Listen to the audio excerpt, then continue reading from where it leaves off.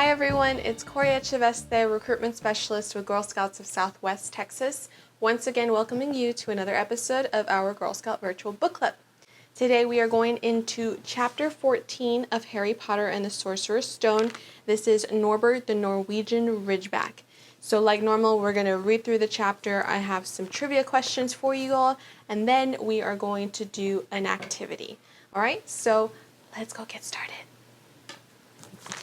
Chapter 14, Norbert the Norwegian Ridgeback. Quirrell, however, must have been braver than they thought. In the weeks that followed, he did seem to be getting paler and thinner, but it didn't look as though he'd cracked yet. Every time they passed the third-floor corridor, Harry, Ron, and Hermione would press their ears to the door to check that Fluffy was still growling inside. Snape was sweeping about in his usual bad temper, which surely meant that the stone was still safe. Whenever Harry passed Quirrell these days, he gave him an encouraging sort of smile, and Ron started telling people off for laughing at Quirrell's stutter. Hermione, however, had more on her mind than the Sorcerer's Stone. She had started drawing up study schedules and color-coding all her notes. Harry and Ron wouldn't have minded, but she kept nagging at them to do the same. "Hermione, the exams are ages away." 10 weeks, Hermione snapped. "That's not ages. That's like a second to Nicholas Flamel." "But we're not 600 years old," Ron reminded her. "Anyway, what are you studying for? You already know it all." "What am I studying for? Are you crazy? You realize we need to pass these exams to get into second year. They're very important. I would have started studying a month ago. I should have started studying a month ago. I don't know what's gotten into me." Unfortunately, the teachers seemed to be thinking along the same lines as Hermione. They piled so much homework on them that the Easter holidays weren't nearly as much fun as the Christmas ones. It was hard to relax with Hermione next to you reciting the 12 uses of dragon's blood or practicing wand movements. Moaning and yawning, Harry, Ron, and Ron spent most of their free time in the library with her, trying to get through all of the extra work. "I'll never remember this," Ron burst out one afternoon, throwing down his quill and looking longingly out the library window. It was the first really fine day they'd had in months. The sky was clear, forget-me-not blue, and there was a feeling in the air the summer was coming. Harry, who was looking up Dittany in the 1,000 magical herbs and fungi, didn't look up until he heard Ron say, "Hagrid, what are you doing in the library?" Hagrid shuffled into view, hiding something behind his back. He looked very out of place in his moleskin overcoat. "Just looking," he said, in a shifty voice that got their interest at once. "And what are you lot up to?" He looked suddenly suspicious. "You're not looking for Nicholas Flamel, are you?" "Oh, we found out who he was ages ago," said Ron impressively. "And we know what the dog is guarding. It's the Sorcerer's..." "Shh!" Hagrid looked around quickly to see if anyone was listening. "Don't go shouting about it. What's the matter with you?" "There are a few things we wanted to ask you, as a matter of fact," said Harry, "about what's guarding the stone apart from Fluffy." "Shh!"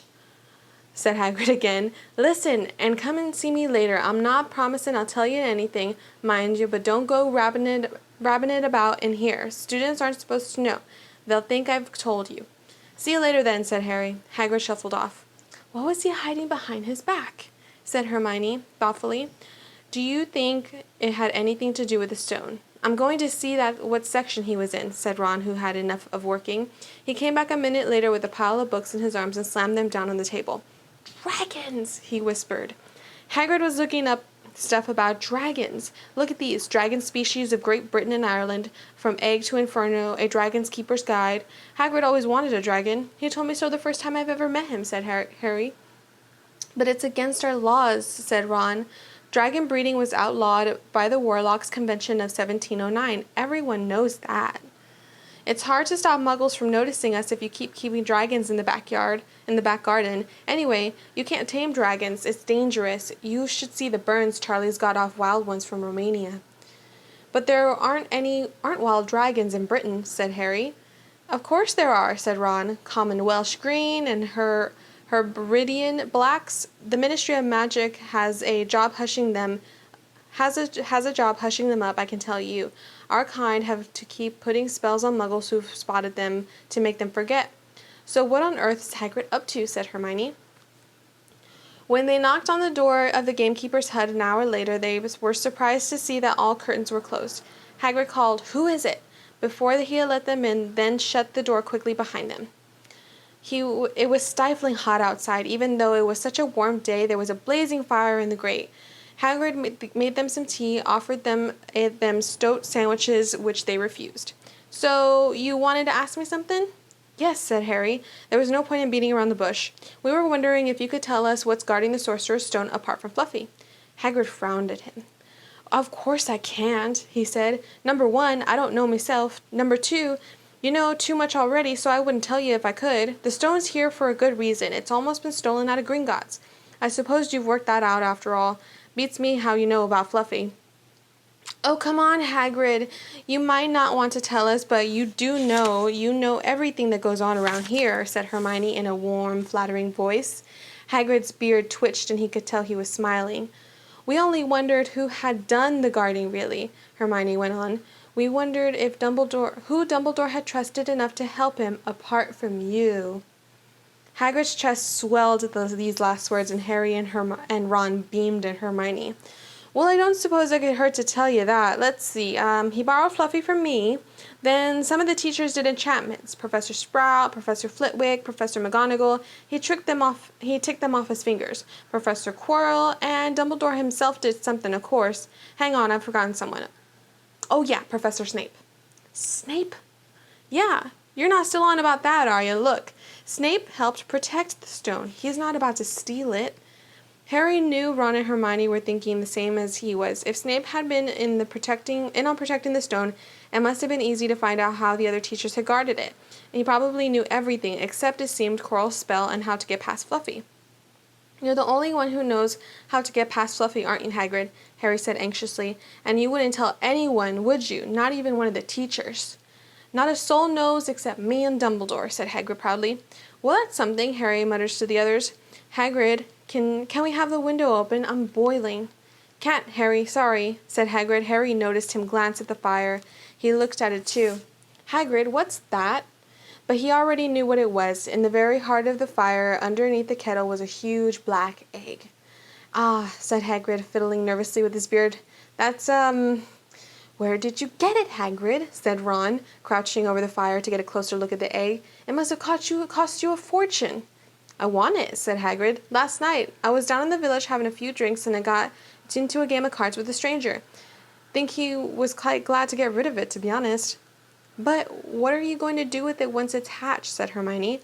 "Well, I've been doing some reading," said Hagrid, pulling a large book from under his pillow. "Got this out of a library, Dragon Breeding for Pleasure and Profit. It's a bit out of date, of course, but it's all in here. Keep the egg in the fire, 'cause the mothers breathe on them and see. And when it hatches, feed it on a bucket of brandy, mixed with chicken blood every half hour. And see here, how to recognize different eggs. Now, what I got here is a Norwegian Ridgeback. They're rare, them." He looked very pleased with himself, but Hermione didn't. "Hagrid, you live in a wooden house," she said. But Hagrid wasn't listening. He was humming merrily as he stoked the fire. So now they had something else to worry about. What might happen to Hagrid if anyone found out he was hiding an illegal dragon in his hut? "Wonder what it's like to have a peaceful life," Ron sighed. As the evening after evening they struggled through all the extra homework they were getting, Hermione had now started making study schedules for Harry and Ron too. It was driving them nuts. Then, one breakfast time, Hedwig brought Harry another note from Hagrid. He had written only 2 words. "It's hatching." Ron wanted to skip herbology and go straight down to the hut, and Hermione wouldn't hear of it. "Hermione, how many times in our lives are we going to see a dragon hatching? We've got lessons. We'll get into trouble. And that's nothing to what Hagrid's going to be when someone finds out what he's doing." "Shut up," Harry whispered. Malfoy was only a few feet away, and he had stopped dead to listen. How much had he heard? Harry didn't like the look on Malfoy's face at all. Ron and Hermione argued all the way to herbology, and in the end, Hermione agreed to run down to Hagrid's with the other two during morning break. When the bell sounded at the castle at the end of the lesson, the 3 of them dropped their trowels at once and hurried through the grounds to the edge of the forest. Hagrid greeted them, looking flushed and excited. "It's nearly out," he ushered them inside. The egg was lying on the table. There was deep cracks in it. Something was moving inside. A funny clicking noise was coming from it. They all drew their chairs up to the table and watched with bated breath. All at once there was a scraping noise and the egg split open. The baby dragon flopped onto the table. It wasn't exactly pretty. Harry thought it looked like a crumpled black umbrella. Its spiny wings were huge compared to its skinny jet body. It had a long snout with wide nostrils and stubs of horns and bulging orange eyes. It sneezed. A couple of sparks blew out of its snout. "Isn't he beautiful?" Hagrid murmured. He reached out a hand to stroke the dragon's head. It snapped at its fingers, showing pointed fangs. "Bless him, look, he knows his mummy," said Hagrid. "Hagrid," said Hermione, "how fast do Norwegian ridgebacks grow exactly?" Hagrid was about to answer when the color suddenly drained from his face. He leapt to his feet and he ran to the window. "What's the matter?" "Someone was looking through the gap of the curtains. It's a kid. He's running back up to the school." Harry bolted to the door to look out. Even at a distance, there was no mistaking him. Malfoy had seen the dragon. Something about the smile lurking on Malfoy's face during the next week made Harry, Ron, and Hermione very nervous. They spent most of their free time in Hagrid's darkened hut, trying to reason with him. "Just let him go," Harry urged. "Set him free." "I can't," said Hagrid. "He's too little. He'd die." They looked at the dragon. It had grown 3 times in length in just a week. Smoke kept furling out of its nostrils. Hagrid hadn't been doing his gamekeeping duties because the dragon was keeping him so busy. There were empty brandy bottles and chicken feathers all over the floor. "I've decided to call him Norbert," said Hagrid, looking at the dragon with misty eyes. "He really knows me now. Watch. Norbert, where's Mummy?" "He's lost his marbles," Ron muttered into Harry's ear. "Hagrid," said Harry loudly, "give it 2 weeks and Norbert's going to be as long as your house. Malfoy could go to Dumbledore at any moment." Hagrid bit his lip. I know I can't keep him forever, but I just can't just be dump him like that. I can't." Harry suddenly turned to Ron. "Charlie," he said. "No, you're losing it too," said Ron. "I'm Ron, remember?" "No, Charlie, your brother, Charlie, in Romania, studying dragons. We could send Norbert to him. Charlie can take care of him and then put him back in the wild." "Brilliant," said Ron. "How about it, Hagrid?" And in the end, Hagrid agreed that they would send an owl to Charlie to ask him. The following week dragged by, and Wednesday night found Hermione and Harry sitting alone in the common room long after everyone else had gone to bed. The clock on the wall had just chimed midnight when the portrait hole burst open. Ron appeared out of nowhere as he pulled off Harry's invisibility cloak. He had been down at Hagrid's hut helping him feed Norbert, who was now eating dead rats by the crate. "It bit me," he said, showing him his hand, which was now wrapped in a bloody handkerchief. "I'm not going to be able to hold a quill for a week. I tell you, that dragon's the most horrible animal I've ever met. But the way Hagrid goes on about it, you'd think it was a fluffy little bunny rabbit. When it bit me, he told me off for frightening it, and when I left, he was singing in a lullaby." There was a tap at the dark window. "It's Hedwig," said Harry, hurrying to let her in. "She'll have Charlie's answer." The 3 of them put their heads together to read the note. "Dear Ron, how are you? Thanks for the letter. I'd be glad to take the Norwegian Ridgeback, but it won't be easy getting him here. I think the best thing will be to send him over with some friends of mine who are coming to visit me next week. Trouble is, they mustn't be seen carrying an illegal dragon. Could you get the Ridgeback up to the tallest tower at midnight on Saturday? They can meet you there and take him away while it's still dark. Send me an answer as soon as possible. Love, Charlie." They looked at one another. "We've got the invisibility cloak," said Harry. "It shouldn't be too difficult. I think the cloak's big enough to cover 2 of us and Norbert." It was a mark of how bad the last week had been that the other 2 agreed with him. Anything to get rid of Norbert and Malfoy. There was a hitch. By the next morning, Ron's bitten hand had swollen to twice its usual size. He didn't know whether it was safe to go to Madame Pomfrey. Would she recognize the dragon bite? By the afternoon, though, he had no choice. The cut had turned a nasty shade of green. It looked as if Norbert's fangs were poisonous. Harry and Hermione rushed to the hospital wing at the end of the day to find Ron in a terrible state in bed. "It's not just my hand," he whispered, "although that feels like it's about to fall off. Malfoy told Madame Pomfrey he wanted to borrow one of my books so that he could come and have a good laugh at me. He kept threatening to tell her what really bit me. I've told her it was a dog, but I don't think she believes me. I shouldn't have hit him at the Quidditch match. That's why he's doing this."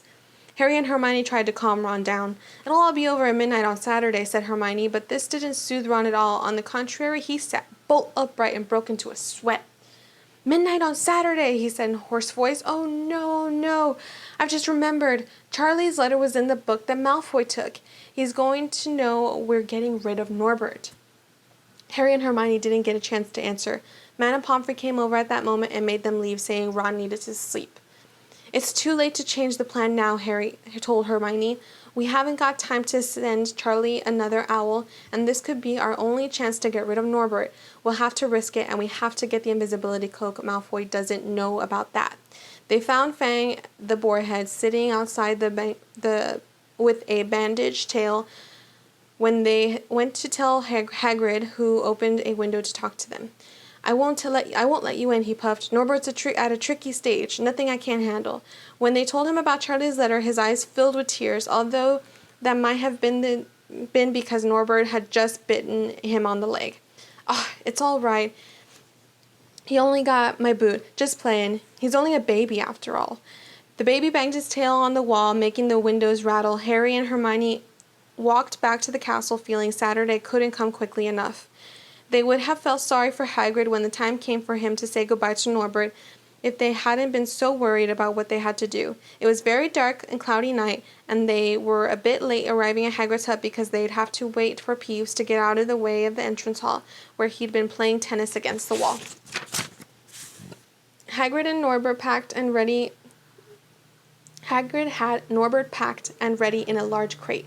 "He's got lots of rats and some brandy for the journey," Hagrid said in a muffled voice, "and I've packed his teddy bear in case he gets lonely." From the inside of the crate came ripping noises that sounded to Harry as though the teddy was having his head torn off. "Bye-bye, Norbert," Hagrid sobbed, as Harry and Hermione covered the crate with the invisibility cloak and stepped underneath it themselves. "Mummy will never forget you." How they managed to get the crate back up to the castle, they never knew. Midnight tricked near as they heaved Norbert up the marble staircase and in the entrance hall and along the dark corridors. Up another staircase, then another, and even one of Harry's shortcuts didn't make the work much easier. "Nearly there," Harry panted as they reached the corridor beneath the tallest tower. Then a sudden movement ahead of them made them almost drop the crate. Forgetting that they were already invisible, they shrank into the shadows, staring at the dark outlines of the two people grappling with each other 10 feet away. A lamp flared. Professor McGonagall in a tartan bathrobe and a hairnet and Malfoy by the ear.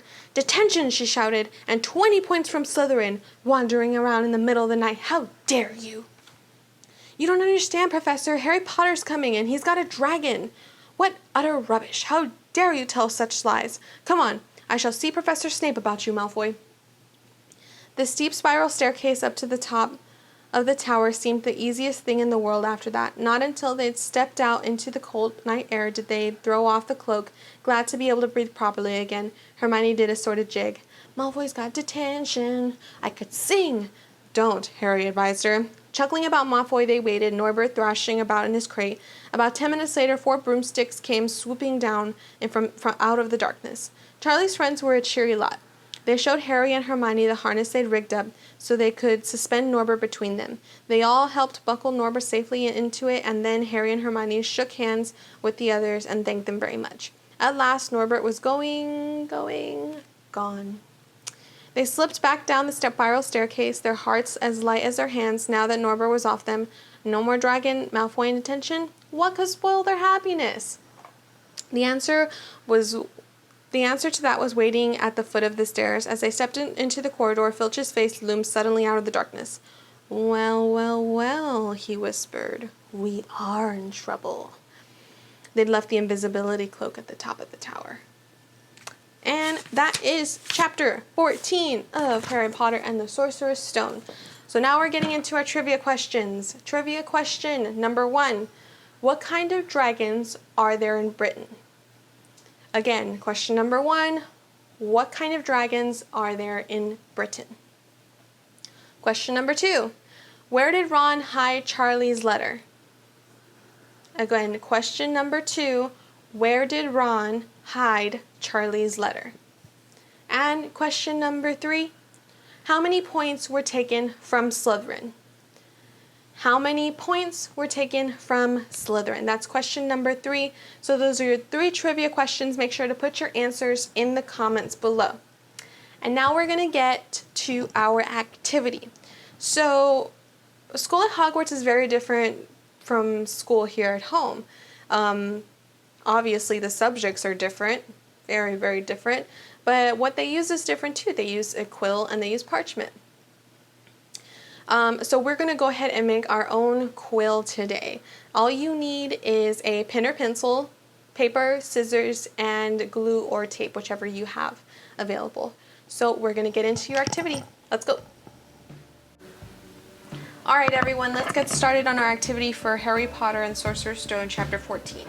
What I'm going to do first is I'm going to get my paper. You can use construction paper, computer paper. I have paper from my journal. If you do have paper from your journal, just make sure that you take off the edges here. And what I'm going to start doing first is I'm going to fold my paper in half, hamburger style or taco style, whatever you want to call it. But I'm going to fold it in half, and I'm going to make the crease all the way down. Okay, so it should look like this. Now what I'm going to do is I'm going to open it back up, and I'm going to get my pin. I'm going to place my pin on 1/2. So we're working with half of your sheet. So I'm going to work with this half of my sheet here. And I'm going to place my pin in the middle of that half. I'm going to make sure the bottom is creeping out a little bit here. Okay? So you should have the tip of your pin out from under the paper.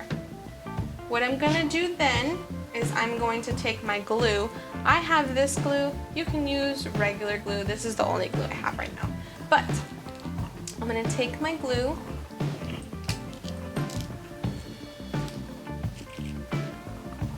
and I'm going to glue around my pin.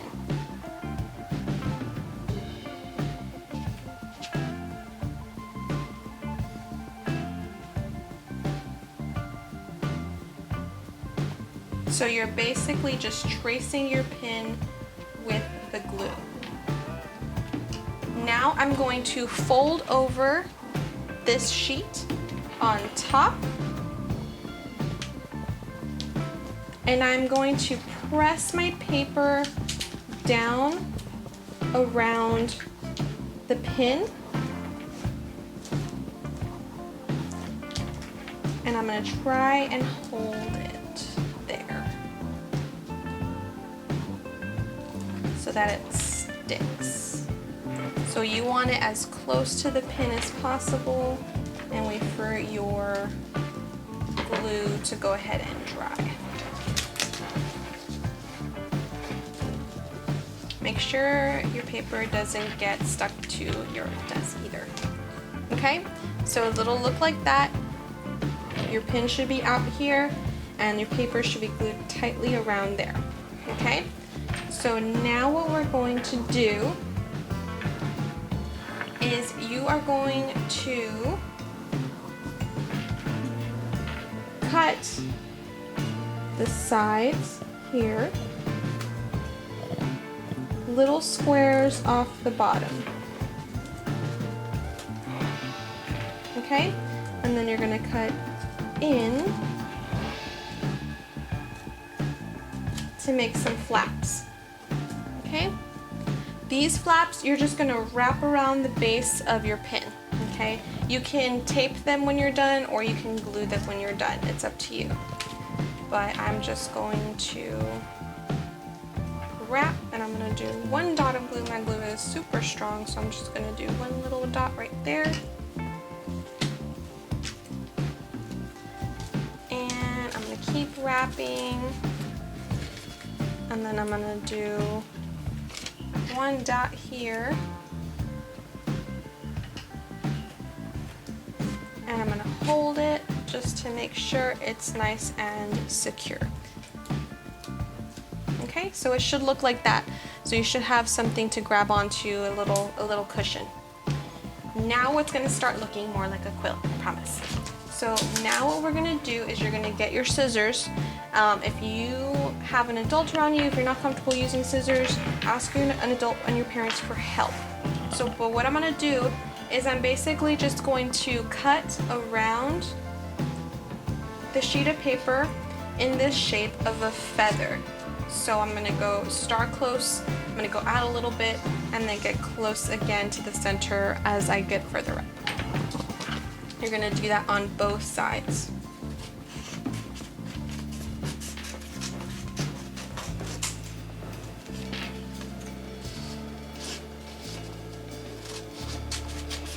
And it doesn't have to be perfect. I think the more different it is, the better it's gonna look. So it should look like that now. From here, all you're gonna do is you're gonna take your scissors and you're gonna make super small cuts with making basically little slits all the way up your feather. So try and make them like this into little small pieces of paper. And you're gonna do that all the way up on both sides. I like to do that at an angle because I think it looks more feather-like. If you want to do it straight across, you can. But I'm gonna do mine at an angle. You don't want to get too close to your pin.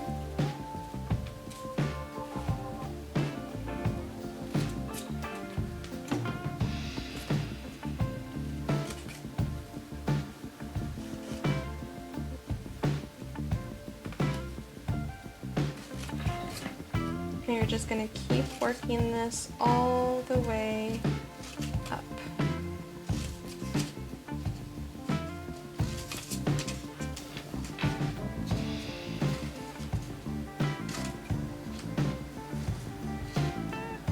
And you can make them different sizes. You can make some deeper, some of the cuts deeper, some of the cuts a little bit shorter.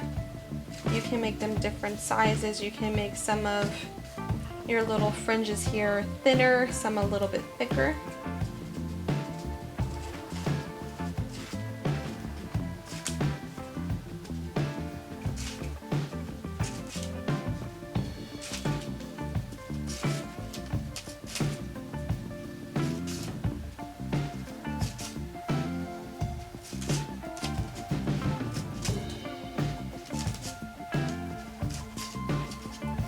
I'm going to start on the other side, so it should look like that.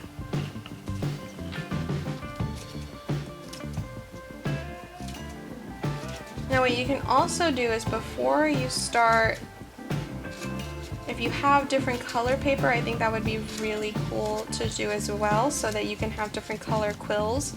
Like if you have blue pieces of paper or red pieces of paper, you could probably even do house colors as well. So I wonder what it would look like if you colored your piece of paper maybe in the stripes of your house. So like if you're Ravenclaw, if you want to do stripes of blue and gray, or if you want to do Gryffindor, you want to do stripes of gold and red, that would look really cool too. But you make it however you want it. So once you're done with your fringes, there you go. So you can ruffle up your feather a little bit and you have your own quill to write with. Alright friends, I hope you liked this week's activity. I want to give you one reminder before we close out today's episode.